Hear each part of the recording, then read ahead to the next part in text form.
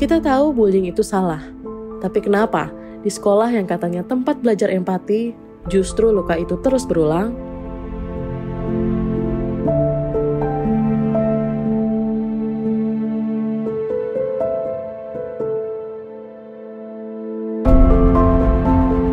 KPAI mencatat 25 pelajar meninggal dunia tahun ini. Banyak diantaranya karena perundungan di sekolah. Di balik seragam yang sama, ada yang tertawa bersama. Ada pula yang menahan tangis sendirian. Ini bukan satu kasus, ini pola, dan setiap tahun selalu ada anak yang merasa hidupnya tak lagi aman di sekolah.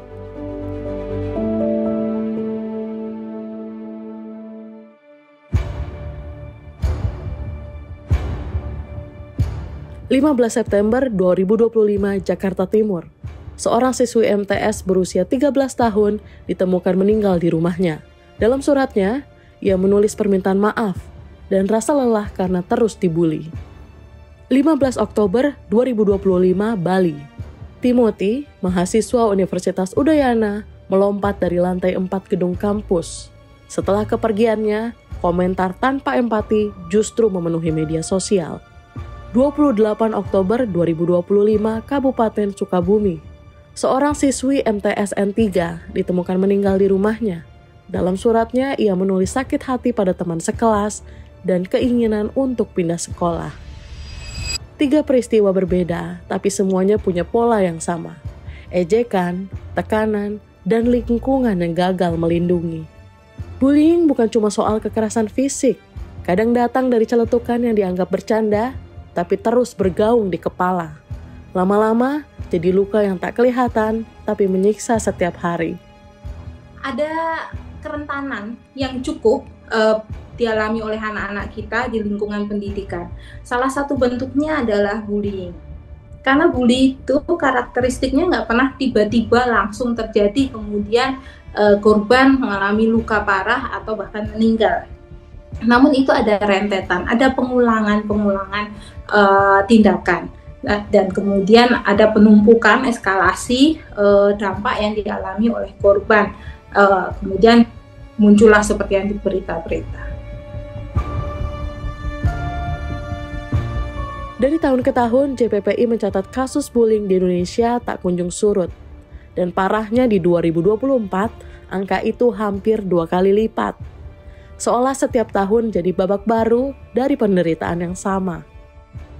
Di 2025 ini justru yang kami sesalkan ya, kekerasan dengan model perundungan ini kok ternyata memakan korban jiwa gitu.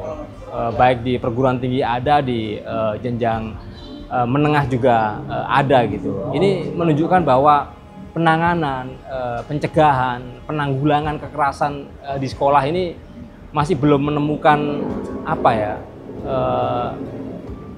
langkah yang cukup bisa berdampak terhadap penurunan angka kekerasan di sekolah ini. Ini yang kita sedang cermati, kenapa dari tahun ke tahun kasusnya bukan tambah turun tapi tambah naik dan tambah parah gitu.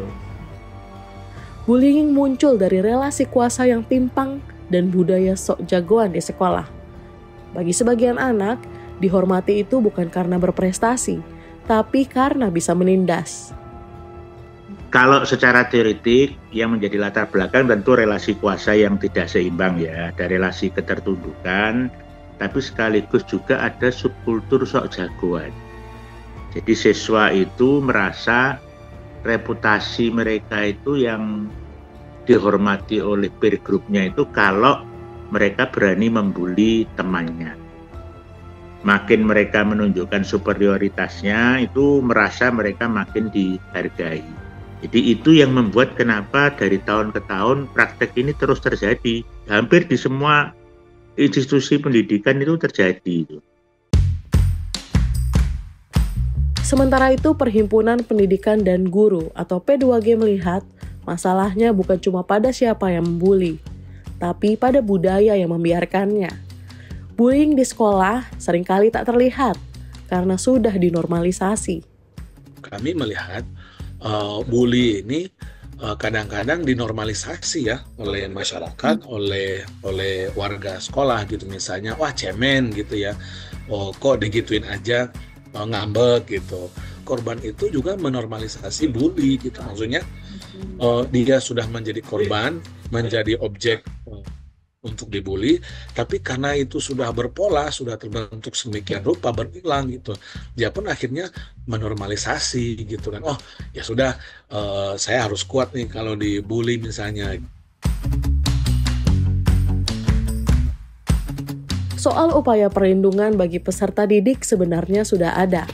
Salah satunya melalui Permendikbudristek nomor 46 tahun 2023 yang dengan tegas mengatur pencegahan dan penanganan kekerasan di lingkungan pendidikan. Ada tim khusus TPPK yang seharusnya sigap mencegah dan menangani kasus seperti bullying. Ada pula sanksi yang menanti untuk para pelaku.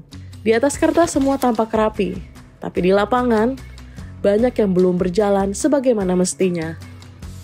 Jadi ada kesan ketika lembaga pendidikan, sekolah atau kampus mengungkap kasus-kasus kekerasan yang terjadi di institusinya, itu ada kesan mencoreng lembaga pendidikan.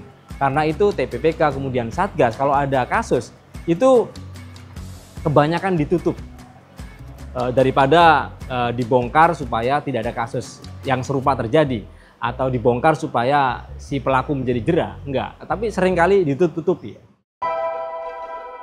Kementerian Pendidikan Dasar dan Menengah mendorong pembentukan duta anti kekerasan. Pelajar yang dilatih untuk berani bicara dan melindungi sesama. Membentuk namanya duta anti kekerasan, yang mereka ini adalah kelompok-kelompok muda di masing-masing sekolah yang kita berikan pelatihan, kita berikan mereka skill gitu untuk bagaimana ketika ada kekerasan mengatasinya, atau bentuk-bentuk lain yang melibatkan semua unsur di sekolah maupun di masyarakat. Bullying tidak pernah bisa dibenarkan, sebab tak ada kebaikan yang lahir dari merendahkan orang lain. Dan tak ada anak yang pantas merasa sendirian di tempat yang seharusnya membuatnya tumbuh. Sekolah bukan ruang bertahan, sekolah seharusnya ruang untuk merasa aman. Karena kadang, kalimat sekecil "aku akan menemanimu" bisa menyelamatkan seseorang dari keputusasaan.